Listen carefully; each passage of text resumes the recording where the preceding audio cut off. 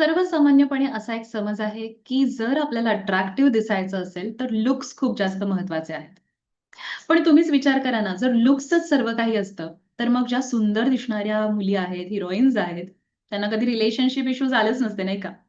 म्हणजेच काय, अट्रॅक्शन कायम ठेवण्यासाठी लुक्सपेक्षाही जास्त कोणत्यातरी गोष्टी आहेत, ज्या महत्त्वाच्या आहेत नातेसंबंधामध्ये आणि अशाच गोष्टींसंबंधी आपण या व्हिडिओमध्ये बोलणार आहोत.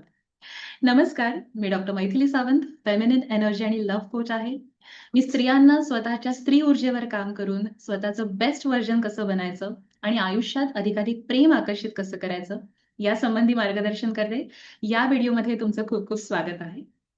या व्हिडिओमध्ये 13 अशा सवयी मी तुमच्याबरोबर शेअर करणार आहे. ज्या सवयी जर तुम्ही तुमच्या आयुष्यात अंगीकारल्यात, तर तुम्ही खूप जास्त अट्रॅक्टिव्ह बनू शकाल.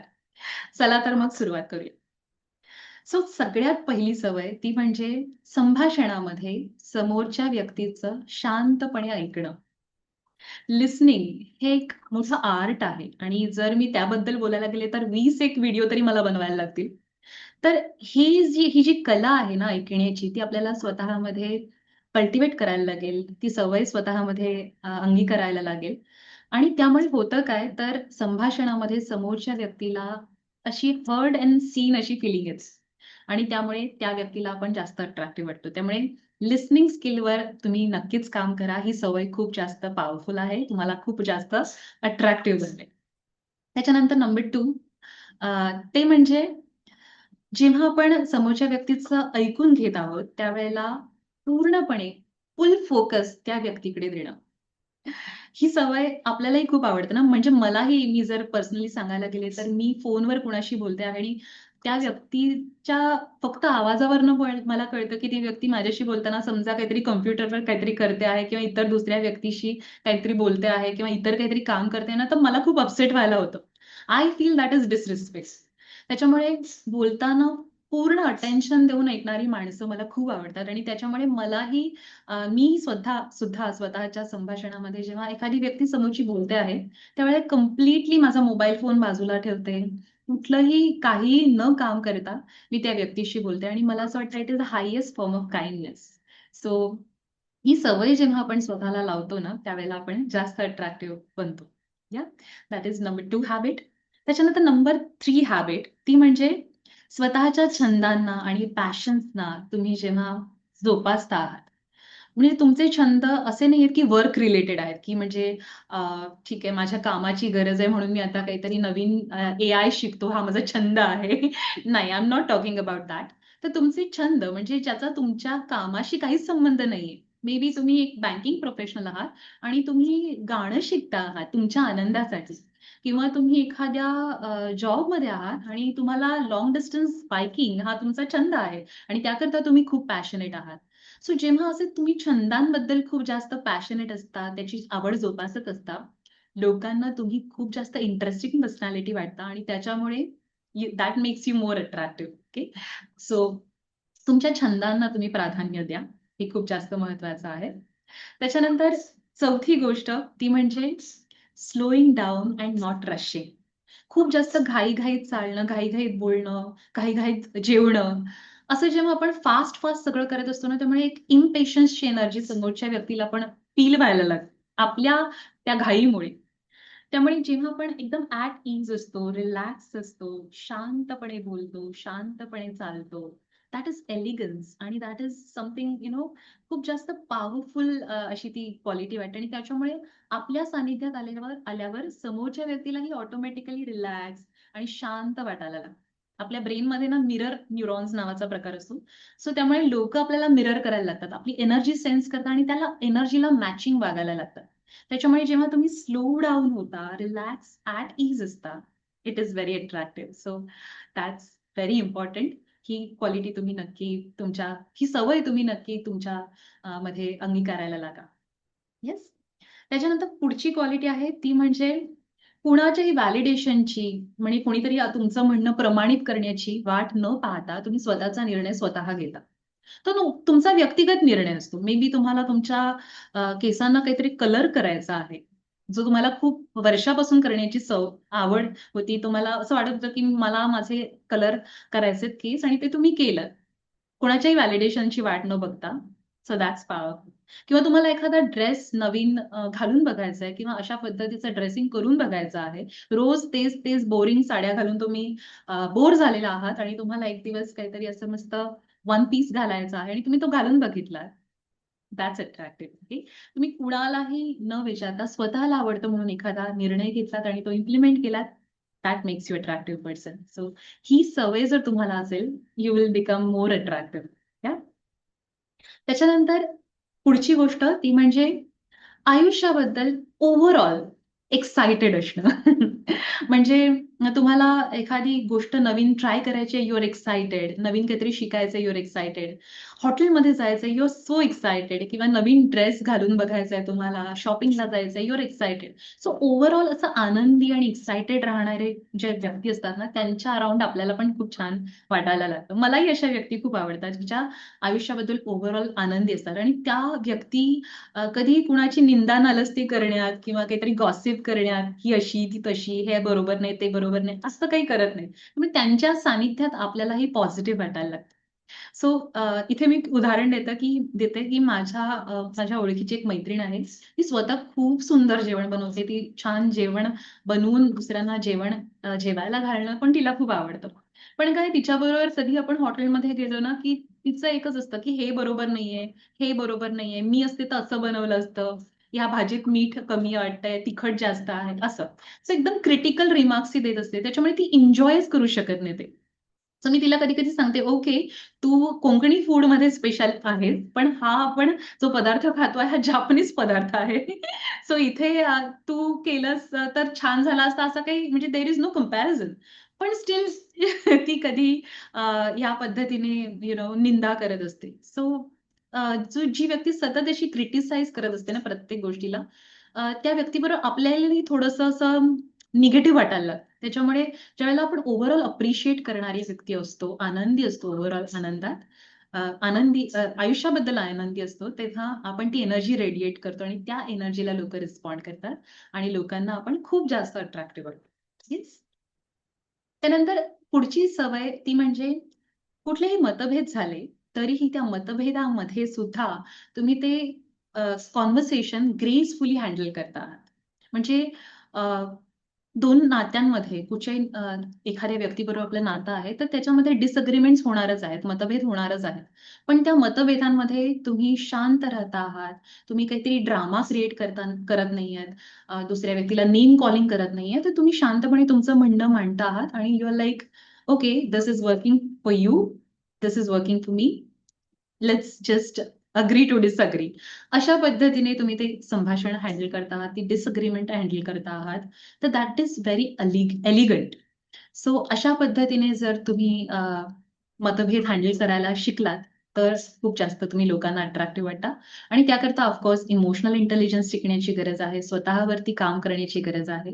या सगळ्या ज्या क्वालिटीज मी तुम्हाला सांगते आहे, इनर वर्क डेफिनेटली नेसेसरी आहे आणि if that is something you are interested in, definitely you should join the community आणि त्यामध्ये मी यशस्वी नात्यांचा फॉर्म्युला आणि अवेकन युअर फेमिनिन पॉवर हे 2 कोर्सेस ऑफर करते, ज्याचा वापर करून तुम्ही खूप जास्त अपग्रेड करू शकता. तुम्हाला ओव्हरऑल तुमची आत्मिक प्रगती करू शकता. So if you are interested, please खाली दिलेल्या नंबरवरती मला तुम्ही मेसेज पाठवू शकता आणि I will guide you for the same. Yes. So आपण व्हिडिओमध्ये पुढे जाऊया. पुढची क्वालिटी आहे जी अट्रॅक्टिव्ह बनवते तुम्हाला, ती म्हणजे स्वतःला दिलेली प्रॉमिसेस पाळणे. त्याचा इतरांशी काहीच संबंध नाही. ते तुमचंच आहे. म्हणजे लेट्स से तुम्ही स्वतःला प्रॉमिस केलेलं आहे, की उद्यापासून मी तेलकट पदार्थ खाणार नाही, कारण त्याने मला खूप त्रास होतो. आणि तुम्ही ते प्रॉमिस पाळता आहात. स्वतःला सांगितलंय तुम्ही उद्यापासून मी एक्सरसाइज करणार आहात आणि तुम्ही ते प्रॉमिस पाळता आहात. किंवा उद्या पासून मी रात्री 10 वाजता झोपणार आहे. मोबाईल स्विच ऑफ करून रिलॅक्सली माझ्यासाठी मी टाईम असणार आहे आणि झोपणार आहे. हे तुमचंच आहे.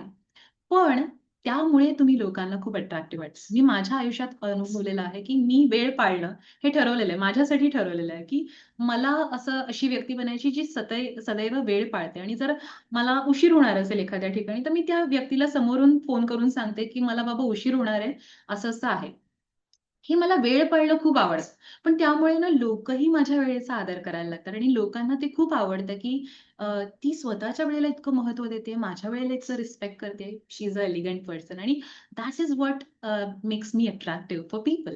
सो अशा पद्धतीने जेव्हा तुम्ही स्वतःलाच दिलेली प्रॉमिस पाळता आहात, त्यावेळेला तुम्ही जास्त अट्रॅक्टिव्ह बनता आहात ऑटोमॅटिकली. येस. त्यानंतर पुढची गोष्ट ती म्हणजे when you do not rush to feel awkward moments. म्हणजे तुम्ही संवादामध्ये आहात एखाद्या व्यक्तीबरोबर आणि मे बी तुम्ही डेटवरती आहात किंवा एखाद्या बिझनेस कम्युनिकेशनमध्ये आहात आणि तुम्हाला कळत नाही की पुढे आता काय बोलायचंय. यू आर जस्ट हँग्ड असं झालेलं आहे तुमचं. इट्स ओके ना.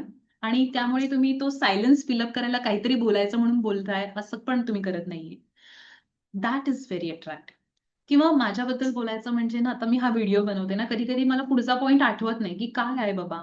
तेव्हा तो एखादा असा 10 सेकंड्सचा पॉज असतो. तर आधी मी खूप पॅनिक व्हायचे, की अरे 10 सेकंड्सचा पॉज झाला. So now I am like okay, ठीक आहे. मला पुढचा पॉइंट आता आठवत नाहीये. It's okay. मी तो वहीत बघते आणि मग सांगते. It's okay.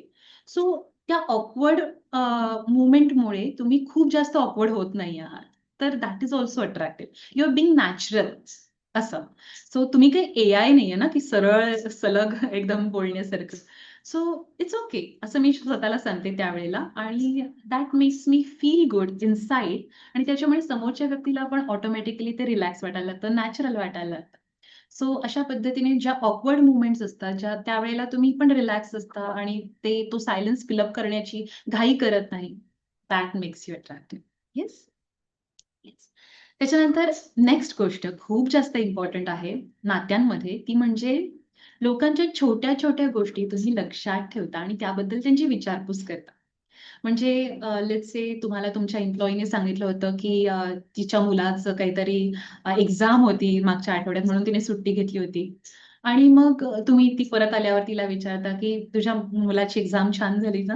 पेपर्स कसे होते?" वगैरे, वगैरे. शी विल लाइक इट. किंवा तुम्ही एखाद्या व्यक्तीने सांगितलं होतं तो कुठल्यातरी अ, कुठेतरी फिरायला गेला होता आणि तिथून परत आल्यानंतर बऱ्याच दिवसांनी तुम्ही भेटता आणि यू आर लाइक, "अच्छा तू फिरायला जाणार होतास ना, त्याचं काय झालं? तो एक्सपिरियन्स तुझा कसा होता? त्याबद्दल मला सांग. I would love to know." अशा पद्धतीने तुम्ही विचार करून, लक्षात ठेवून त्या व्यक्तीला त्याबद्दल विचारता ना, that makes you attractive. So मागच्याच आठवड्यामध्ये माझ्या क्लिनिकमध्ये काम करणारी एक मुलगी सुट्टीवर गेली होती, कारण तिची आई आजारी होती आणि मग त्याच्यानंतर बरेच दिवस आम्ही भेटलो नाही. मग नंतर ती बऱ्याच दिवसांनी मला भेटलं. सो मी तिला म्हटलं, की "तुझी आई कशी आहे?" So she was like, "madam तुमच्या लक्षात आहे." And she was so overwhelmed. So तिला ते खूप आवडलं आणि अशा पद्धतीने आपण लोकांशी रॅपो बिल्डिंग करू शकतो. It is not a strategy, but that is who you are असं. सो ही जर सवय तुम्ही लोकांशी बोलताना त्यांचं बोलणं नीट ऐकायचंय आणि नंतर त्यांना त्याबद्दल विचारलं तुम्ही, त्यांच्या छोट्या-छोट्या गोष्टींबद्दल विचारलं, that makes you attractive. Yes. त्याच्यानंतर नेक्स्ट पॉइंट आहे तो म्हणजे नेक्स्ट सवय आहे ती म्हणजे अ, आत्मविश्वासाने बोलणं आणि ॲरोगन्सनी न बोलणं. ओके. कारण आत्मविश्वास आणि ॲरोगन्स याच्यामध्ये बरेचदा गल्लत केली जाऊ शकते. त्यामुळे मी हे स्पेसिफिकली सांगते आहे. जर तुम्ही एखाद्या व्यक्तीला सांगता आहात, की मला हे नको आहे.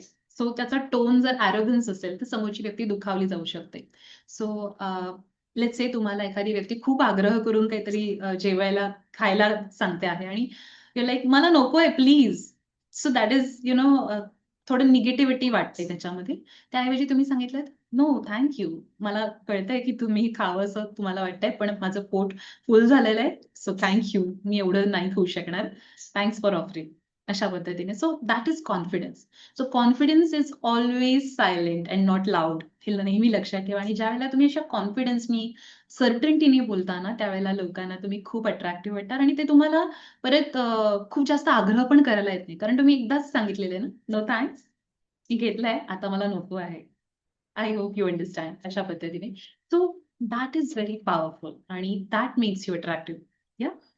त्यानंतर नेक्स्ट पॉइंट आहे तो म्हणजे स्वतःच्या चुकांवर हसता येणं. ओके. म्हणजे त्या दिवशी ना एक गंमत झाली. मी इस्त्रीवाल्याकडे कपडे द्यायला गेले होते आणि त्यांच्या इथे असा एक फ्लोअर आहे. त्यांच्या दुकानात एंटर करण्याच्या आधी असा फ्लोअर होता आणि तिथे मी अशी चुकून घसरले. माझे स्लिप झाले थोडीशी आणि पडता-पडताच मी स्वतःला असं सावरलं आणि ते इस्त्रीवाले पण म्हणाले, "अरे, अरे, संभालो, संभालो." पण त्यामध्ये पण मी हसायला लागले, की इट वाज सो फनी असं. आणि मग त्यांना पण ती मोमेंट लाईट झाली, की अरे, पडता-पडता वाचली पण तरी हसते आहे. सो असं स्वतःच्या ज्या सिली मिस्टेक्स असतात, असं कधी-कधी होतं की मी काहीतरी करते आणि चुकून काहीतरी बोललं जातं आणि I am like, "oh! Sorry." असं नव्हतं बोलायचं, मला असं बोलायचं होतं. असं मी कधी-कधी स्वतःला करेक्ट करते. सो असं आपण स्वतःच्या चुकांवरती हसतो, स्वतःच्या चुका मान्य करतो, करेक्ट करतो. That is very attractive. Okay. So I know everything असा ॲटिट्यूड घेण्याची अजिबातच गरज नाही. प्रत्येकाला सगळ्यातलं सगळं माहिती आहे, याची गरज नाहीये ना. म्हणजे कधी-कधी माझ्या स्टुडंट्सकडून, माझ्या क्लायंट्सकडून मला नवीन गोष्टी शिकायला मिळतात आणि त्याबद्दल मी त्यांना अप्रिशिएट करते. मी असा कधीच ॲटिट्यूड ठेवत नाही, की मला सगळंच माहिती आहे. Right? So that is very attractive आणि आपण चूक केलेली असेल, तर ती मान्य केली, तर ती दुरुस्त केली, स्वतःच्या चुकांवर हसलो. It makes you attractive. या सो अशा पद्धतीने आपल्याला ही सवय स्वतःला लावायची आहे आणि स्वतःला ते एकदम असं साच्यात टाकायचं नाहीये, की let's say me he doctor आहे, म्हणजे मला ह्याच्यातलं सगळ्या इलनेसमधलं सगळंच माहिती असायला पाहिजे. नाही. कधी-कधी पेशंट्स पण आम्हाला सरप्राईज करतात, की एखाद्या व्यक्तीला लेट्स से सांगितलेलं असेल, की हा आजार इतका-इतका आहे, याच्यामध्ये वाचता येणार नाही आणि अशी पण उदाहरणं आहेत, की लोकांनी स्वतःवरती सेल्फ वर्क करून इतर काही नवीन-नवीन टेक्नॉलॉजीचा वापर करून त्यांचं त्यांचा आजार पूर्णपणे बराही झालेला असंही झालेलं आहे. सो जर आपल्याकडून चूक झाली असेल, तर आपण ती मान्य करणं हे चांगलं आहे त्याच्यामध्ये. येस. सो स्वतःच्या चुकांवर हसणं, त्या चुका मान्य करणं, हे खूप जास्त अट्रॅक्टिव्ह आहे. हां, आय नो की ह्याच्यामध्ये 2 पॉइंट्स मिक्स्ड आहेत. So that's that. So that makes this as point number 13 की स्वतःच्या चुकांना मान्य करून त्या ॲड्रेस पण करणं. हे पण एक महत्वाचं आहे, जे तुम्हाला खूप अट्रॅक्टिव्ह बनवतं. त्याच्यानंतर पॉइंट नंबर 14 तो म्हणजे स्वतःची ध्येय याबद्दल स्वतःकडे काहीतरी ध्येय, गोल्स असणं लाईफमध्ये आणि सेन्स ऑफ डायरेक्शन असणं. म्हणजे मला अमकी गोष्ट आयुष्यात करायची आहे. लेट्स से म्हणजे माझं ध्येय आहे, की मला आयुष्यात कधीतरी ट्रान्स अमेरिकन सायकल टूर करायची अटलांटिक टू पॅसिफिक आणि ते माझं ध्येय आहे आणि I am passionate about it. So मला माहिती नाही मी कधी करणार आहे, पण मला ते करायचं आहे आणि त्या दृष्टीने मी पैसे साठवते किंवा सायकलिंग चा सराव करते आहे किंवा स्वतःच्या शरीरावर काम करते आहे. I am dreaming about it, everything. So अशी एक सेन्स ऑफ डायरेक्शन मला आहे, की कधी ना कधीतरी ते मी करीन किंवा माझ्या कोचिंग व्यवसायामध्ये मला जास्तीत जास्त महिलांपर्यंत पोहोचायचं आहे आणि फेमिनिन एनर्जी नॉलेज त्यांना ट्रान्सफर करायचं आहे. So I want to see transformation in their life आणि हे एक मला माहिती आहे. त्या पद्धतीने मी छोट्या-छोट्या स्टेप्स घेतेय. सो याबद्दल मी खूप जास्त एक्साइटेड आहे या गोष्टींसाठी. तर अशा पद्धतीने आपल्या आयुष्यात जेव्हा ध्येय असतात, एखादी सेन्स ऑफ डायरेक्शन असते, त्यावेळेला यू बिकम मोर अट्रॅक्टिव्ह कारण तुम्ही त्याच्यामध्ये अगदी प्राण ओतून काम करत असता ना, तर तुमच्या ध्येयावरती, तुमच्या गोलवरती आणि ते लोकांना अट्रॅक्टिव्ह वाटतं. राइट? सो तुम्ही तुमचं करत असता, but you become inspiration for other people and that makes you attractive. या सो या सगळ्या सवयी जेव्हा आपण स्वतःमध्ये कल्टिव्हेट करायला लागतो, हा एक प्रोसेस आहे, एक प्रवास आहे. आणि ज्या वेळेला आपण हा प्रवास सुरुवात करतो आणि त्या पद्धतीने आपण गोष्टी करायला लागतो, you become absolutely magnetic personality. Yes. So मला हेच सांगायचं या व्हिडिओमधनं, की अट्रॅक्शन ही जी गोष्ट आहे ना, त्याच्यामध्ये 10% लुक्स आहेत आणि 90% is all about your energy. Okay. So या एनर्जीवर, इमोशनल एनर्जीवर ज्यावेळेला आपण काम करतो, we become attractive person. So याचा नक्की विचार करा. Hope this video helps you. I'll see you in the next video. Thank you so much for sharing your time and energy with me. I love you. Thank you. Lots of love to you. Bye.